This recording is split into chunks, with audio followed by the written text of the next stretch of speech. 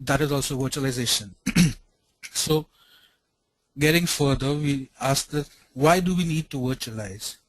I mean, traditionally you have servers in a data center, or be it in your IT departments of servers, physical servers which are connected, they perform well, the tried and tested method. And so why do you need to virtualize it? Virtualize is a question which a lot of people generally do ask. Well, the most simple basic answers are cost effectiveness, and judging by this I can say from personal experience, if you virtualize, you end up saving a lot of money over a long period of time. And these and depending on the scale of your setup, I mean, in large organizations there are instances where people have saved up to, like, say, 1,000% of their spending, and what they generally did on every year on IT has come down considerably. They're saving 1,000. A very average benchmark would say 200 to 300% is the bare minimum that you end up saving, because you're utilizing less space, you're utilizing less power. So that makes virtualization extremely environmental friendly, and it provides you, this operational efficiency is a key factor of this, because you have a single console where you can monitor, create, delete VMs, and play around with it a lot. So it's a single window implementation, which is extremely key and makes life for system administrators like me very, very simple compared to the earlier traditional methods where I give a simple example is that today if I need to deploy a machine, all I need to do is a few clicks, and within a matter of minutes I can have a ready-made machine, with how much of a CPU, how much of a memory, X number of disk space, X number of NICs, and I can have it ready within minutes and a few simple clicks, compared to the traditional method where it would take hours, sometimes even days. And a basic Windows server installation takes anywhere between 2 to 3 hours on an average, whereas this in the new in a virtualized environment gets reduced to minutes. All right, and of course you can have it's manageable heterogeneous environments, in the sense that today you can virtualize not only your live production sites, but you have a testing environment, you have a staging environment, you have a QA QC environment. You can merge all of them into a single window, and you can run it extremely heterogeneously. You can have multiple operating systems running on the same machine. All right. Going forward, I'm going to speak largely about server-based virtualization, because this is the most prevalent type of virtualization. Maximum inroads have been made in this sphere. So I'm sorry, we can just give me a minute, guys. All right, literally speaking, you can say that this is the core of virtualization, since this is where you virtualize or splice your CPU cores. However, it's not only your CPU cores, but also basic elements of your hardware such as memory and disk space which get virtualized. This is the most common and prevalent method of virtualization. This is currently in its third generation of development, and going forth I'll of course be speaking about cloud computing, but virtualization provides the backbone of cloud computing. We'll get into cloud computing a little bit later. There are different types of virtualization, such as full complete virtualization, para-virtualization, and emulation. Where full virtualization is is the technology where you completely virtualize your hardware, and the entire onus of virtualization comes onto your virtualization software or hypervisor. Hypervisor is something I'll get into later. Whereas para-virtualization is a slightly older method of virtualization now, where partial resources is handled by this virtualization software, and partially is handled by your base hardware and operating system. And emulation, of course, a simple example of emulation is if In the good old days, Mac had a product called Virtual PC where you could run Windows XP as a small application within Mac. So, and that's a very basic example of emulation, but this method is no longer much prevalent and hardly being used now. So we're coming down to most common examples and most well-known examples of virtualization software companies are, of course, VMware. There is Microsoft Hyper-V. There is Citrix with Zen Server. There is Red Hat has a product called RHEV. And these are the most common virtualization software companies. I guess between VMware, Microsoft Hyper-V, and Citrix Zen Server, you could easily assume 80 to 85% of the virtualization industry runs these three. And they've been doing it very well, and a lot of inroads have been made over the years with the software. Coming forward, I'm sorry, just give me a minute.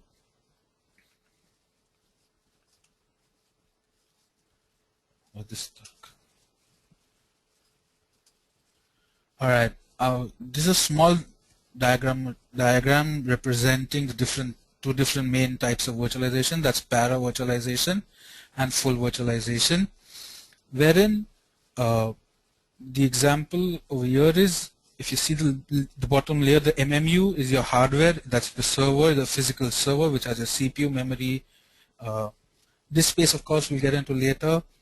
And well as, so there's a layer, like in this case, the Zen VM, which is virtual machine monitor, the Zen hypervisor, on top of which lies the guest OS. And so this is para-virtualization, where there is not much offload onto the direct hardware, considering that all read writes, operations, everything is taken back to your hardware resources, and the software, all it does is doing a basic validation based on the rule sets that you applied to it. Coming to full virtualization, this is the main one, where your hardware is completely segregated through the software layer from your virtual machines.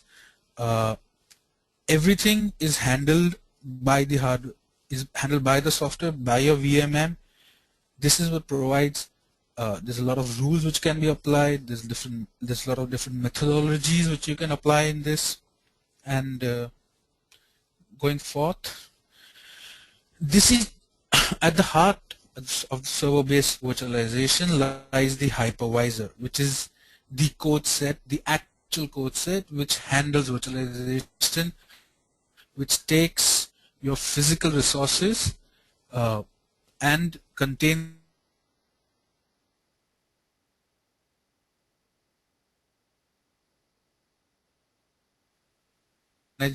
efficiently the like I have said, the hypervisors are very minimal in size. They're hardly 700 MB to a GB in most cases. Of course, they do tend to look bigger because the hypervisor comes with a service OS on which the hypervisor is based, which is a service console also it's called.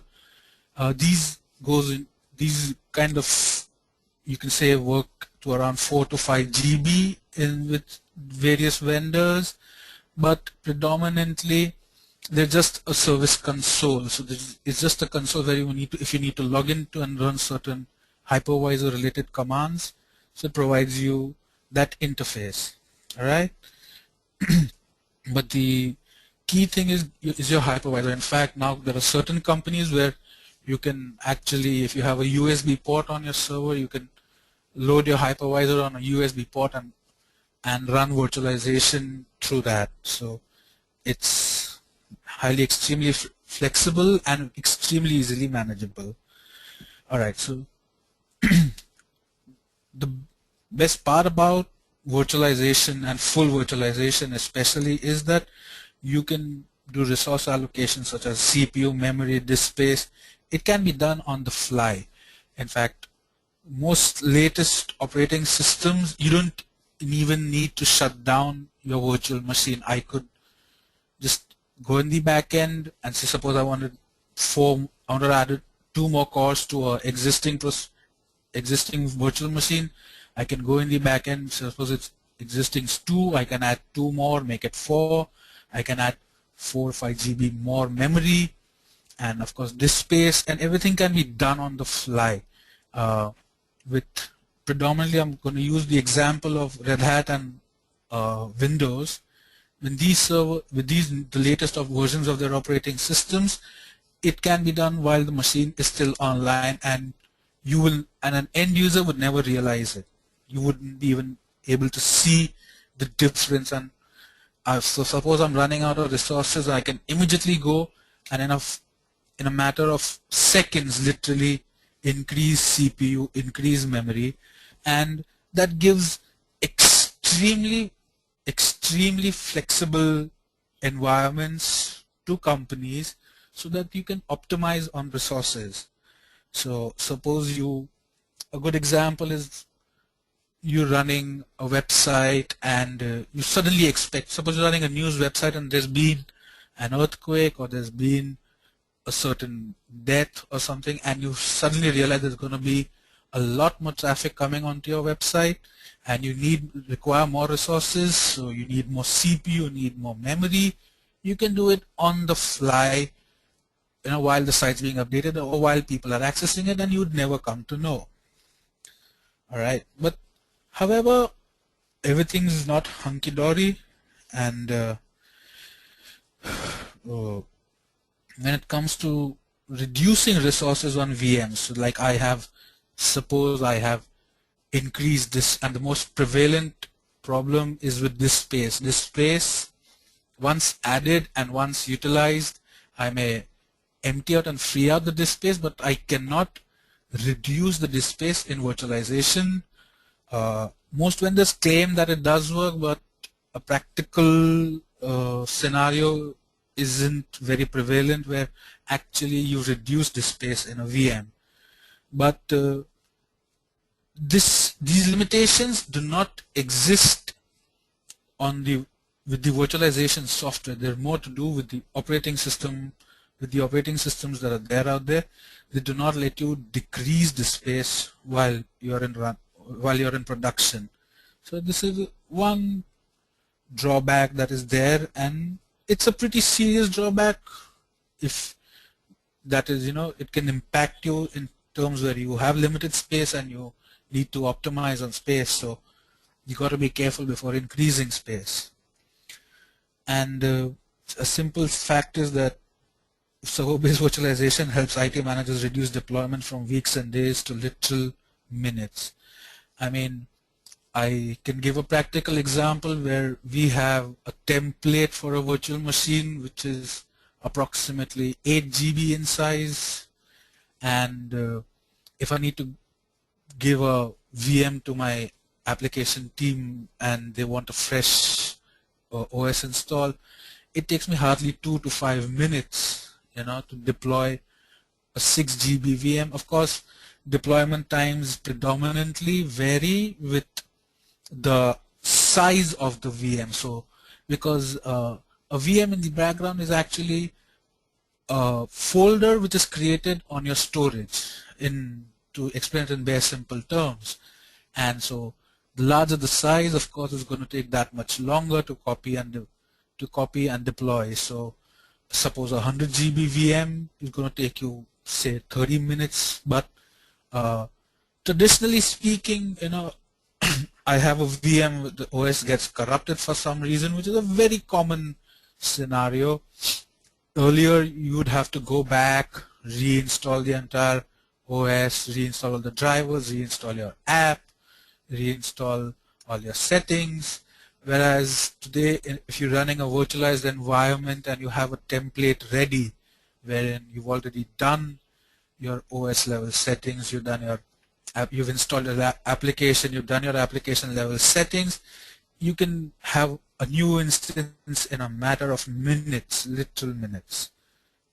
So let's look at there are certain key real benefits of server-based virtualization. Of course, there's a lot more. Certain key benefits are high availability. If you run a virtualized environment, which is and you need it highly available. So, it's not, what's happening is now a VM doesn't really have to, is not completely dependent on the back-end hardware. I could, if you're running high availability, you can actually, your VM, if your physical server goes down, it moves on to another server. That's it. It's as simple as that. And it's so easy and transparent in the background that nobody would actually even realize that a VM has actually failed over from one host to another till you actually go and see it. Of course, another key benefit is cloning. Like I've just explained some minutes back, that you can, if you have an existing VM, you can deploy it, you can clone it. So like I gave with the example of increasing resources, when I don't want to increase resources in my VM, but I want a complete new application server. A good example is taking an application server. I want one more instance of an application server which I'm going to run temporarily because my load is temporary. You can take an existing application, clone it, and again, based on the size of the existing VM, the clone VM gets created max to max 1 hour. So of course this provides tremendous flexibility, and if there are any sysadministrators here, you will understand what I'm trying to say, compared to that I need one more server. Of course, it's going to take me 2 to 3 hours on an average to deploy one in the traditional environment. Of course, another key benefit over here you can see is overcommit. Overcommit basically is a simple explanation, is that suppose I have a server with 8 cores of CPU, say 64 GB of RAM, and I want to create more VMs, or I need certain temporary VMs, and there is no hard and fast rule that all at any given moment of time, whatever VMs you have created are using all the resources. So there may be certain VMs which may be using more number of CPU, there are certain VMs which are using more amount of RAM. However, I can actually, like say, almost double, based on how my environment is, double the number of virtual resources. So, and this gives you the complete flexibility of taking care of matters, like I said, of sudden load coming in, or having an environment where I have limited resources but I need to portray it as more. Alright, so an overcommit is an extremely key feature. Also, from the from a hard disk perspective, there's a new feature called thin client provisioning, and this is predominantly a VMware concept where I give a VM, say 60 GB, I allocate 60 GB of data to a particular VM. However, I've allocated 60 GB, but I'm using initially only 10 or 12 GB. And what happens with thin client provisioning is that as and when I write data to the VM, in the physical backend on the storage, it starts populating and it starts increasing in that manner. So I could actually have 200 GB of data space in the background on my storage, and I could allocate, like, do an overcommit of say 300-400 GB. Of course, you have to be very careful, because if you do run all your VMs start writing together, you are going to run out of space. But this lets your storage get utilized more systematically, more efficiently. It provides you the flexibility of increasing and utilizing resources to the most optimal manner, which of course you would never get if you were using the old environment of simple rack-based servers. Of course, now when you come down to server-based virtualization, there are a lot of key parameters that you need to consider when you're planning a virtualized environment, or you're going to implement virtualization in your environment. Of course, Virtualization traditionally impacts medium and large organizations. A really small organization, if you are a less than 10 server setup, virtualization gives you absolutely no benefit. It would be easier and cheaper for you to go back to the traditional method of having pure servers. Whereas in a large organization, something, say, suppose the size, an organization having 80 servers to, thousands and thousands, which certain large organizations have, virtualization plays a dramatic role in these environments. All right. So of course, when you're planning a virtualized environment, what are the key factors that you need to look into? Well, the most important and basic things are CPU and memory sizing. All right. How do you go about CPU and memory sizing? Of course, it's a very individual thing. Every setup is individual in its own way. Every application is individual in its own way. So how you need to size, how big a server do I need to take? So do I take a 6-core 4-server machine with, say, 128 GB of RAM, or do I take a slightly smaller quad-core servers, 2 processors, 32 GB RAM? Of course, a very individual. It's a very individual and pragmatic approach, but it's a key an element that needs to be considered, because of course if you have fewer resources, you're going to get less number of VMs. That means more physical resources required to run a larger number of VMs. There's a cost involved to it, and of course if you oversize, you're running the risk of an environment where there are too many VMs on one physical resource. What happens in the case that physical resource goes down? So how do you manage that? So of course this is a very key parameter.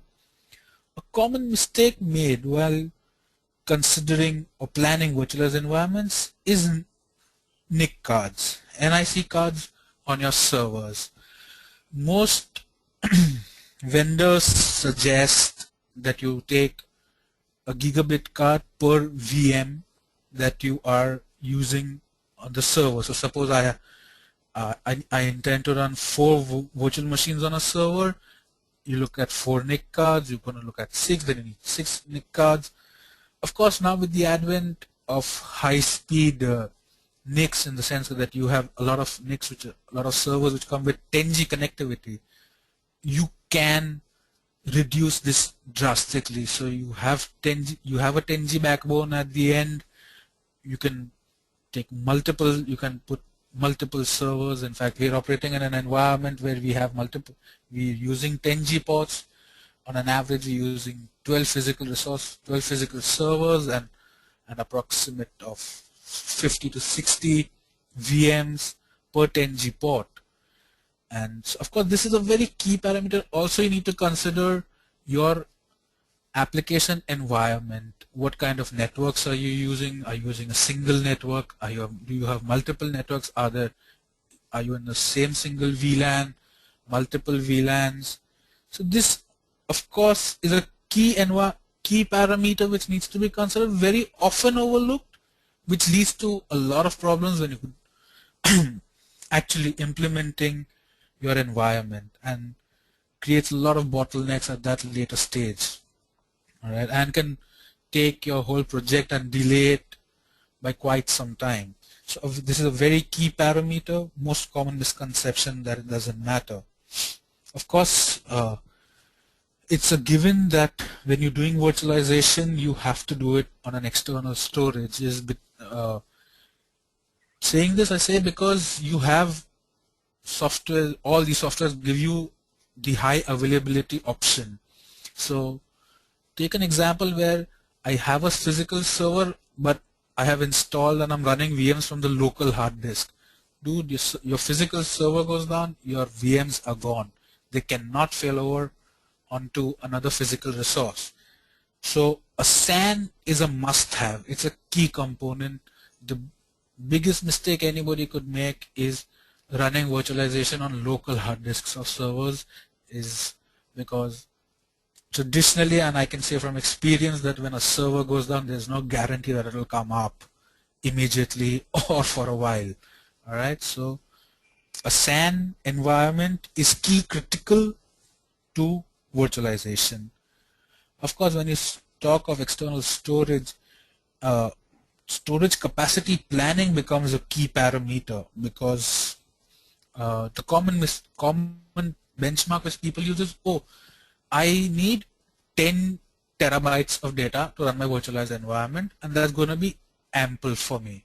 All right, 10 terabytes of data will suit your needs. Of course, you can, with thin provisioning, you can allocate 12 terabytes, 15 terabytes, but the key factor is I/O, and traditionally this has been the Achilles heel of a lot of environments, where people have not considered the I/O as a key factor in planning the virtualized environment. Uh, a simple fact is, earlier when you have physical servers, your I/O for each and every individual server was restricted to its local hard disk. Whereas in a virtualized environment, your storage is now your localized hard disk. So every VM brings in its own overhead of I/O. A lot of people don't plan for is the I/O sizing, because say suppose in a simple environment, I would not really consider I/O a key parameter, but in virtual environment you have to plan for something like, say, at least 4 to 5 times the size of your standard I/O that you're utilizing right now. Of course, network security, and this predominantly lies with a virtualized environment. You have a central console, and you have and security is a key factor for, I guess, every application in the world, with the amount of hacking and cracking that goes around. And but in virtualization it becomes even more critical, because your virtualization software and your actual hypervisor, which resides on your physical machines, is a key network element. I mean, all your rule sets get pushed through that. So if your main virtualization console gets compromised, your entire setup gets compromised. So because it's a single window and it helps in manageability and is a major asset in that manner, of course the biggest drawback is that if it gets compromised, your entire setup and environment gets compromised. All right, and another key part is access roles. Very often companies feel that it's simple, I can give access of my virtualized environment to a junior system administrator. One wrong click, one wrong command can actually bring down your entire setup, and that's a huge risk. So these are key parameters which need to be considered. Moving on from server virtualization, I'm coming on to storage-based virtualization now. Storage virtualization, in simple technical terms, can be termed as the amalgamation of multiple network storage devices into what appears to be a single storage unit. What this basically means is that traditionally storage-based virtualization is not, you're not actually splicing your storage. It's very different from server-based virtualization, where you're actually creating multiple virtual instances of a physical server or hardware. Storage-based virtualization is at the opposite end of the spectrum, where you already have multiple storage devices, you have an environment of storage, and storage-based virtualization is simple software which helps you manage and maintain your storage setup. Suppose you have a storage setup from HP, you have an HP EVA, or you have an IBM storage, or you have a NetApp based NAS gateway type storage. Software storage-based virtualization, all it does is provide you a single interface which will help you manage all of these. So you can take multiple storages from multiple vendors and combine it into a single unit. And Traditionally, if you have multiple storage devices, they come with their own individual software. So you need to have a storage administrator who's, so suppose he's scheduling a backup on one storage, so he needs one software. He needs you need to create new partitions in logical devices in another storage, so that's a separate activity with another separate console. Storage-based virtualization provides you a single console, a single window, wherein all these activities such as backup, archiving, recovery, all these activities are done in a more easier manner, and it helps, of course, saving up on a lot of time. Storage virtualization is based again via software, and also there are a lot of new appliances in the market now. It's a hybrid hardware plus software environment which provides you storage-based virtualization. However, storage-based virtualization is still in its infancy. There's a lot of work that needs to be done in it. Moving on to network-based virtualization. Again, this is still in its infancy stages. It's very basic. It's not as highly developed as, say, server-based virtualization is. Again, similar to storage-based virtualization, network-based virtualization is a software single window for multiple network devices. So provides you a single window to connect with various network equipments, and that's it. Please excuse me for a moment. I'm sorry. Coming back, network virtualization is very often is considered to be VLANing. VLANing, of course, is a very different methodology compared to network virtualization. Network virtualization has nothing to do with VLANing. It's a common misconception. Like I said, it's still its infancy. It's too early to say how this will go forward. There's still a lot of work that needs to be done. Network-based virtualization does not mean that if I suppose I have a firewall, I can splice it into multiple smaller firewalls and run it. Of course, there is work which is being done on that, but it's not a true form of virtualization. But this is a segment which holds most promise because traditionally servers have been your largest expenditure, and the key factor, networks, are not given their due importance. So this sphere has a lot of work that needs to be done, but again is a key critical area of IT which will be explored further.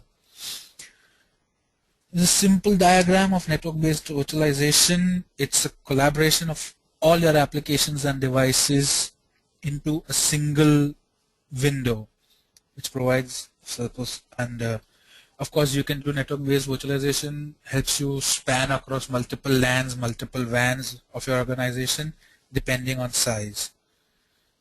Okay, now we come to the latest phenomenon and the latest big word floating around, cloud